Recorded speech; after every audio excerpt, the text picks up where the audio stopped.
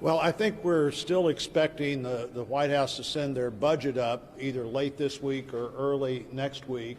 That discretionary budget will be about $1.5 trillion. To put what was just said by Senator Barrasso in some context here, they're proposing spending $7.1 trillion that is in addition to the $1.5 trillion that we are supposedly going to debate and run through committee and do all the things so that you carefully spend people's money. Now, there's no question with the pandemic last year, we all got a little desensitized to how much money we were spending to fight the pandemic and save the economy.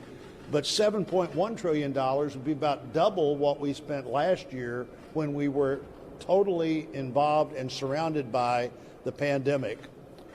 Very little of it has anything to do with the pandemic, and what people consider to be the spending debate for the United States of America on discretionary spending is just a small fraction of what they're talking about spending in every other category you can think of in what would normally have to be discretionary spending, go through the appropriating committees, be paid for as part of that process. $7.1 trillion is more in today's dollars than we spent to win World War II.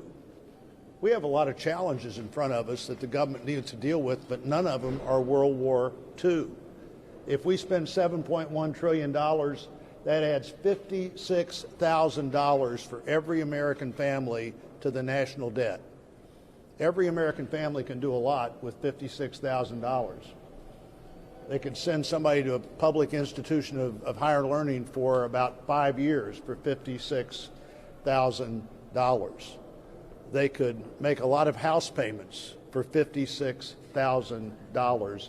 That's how much $7.1 trillion would add to the balance sheet for every single family in America.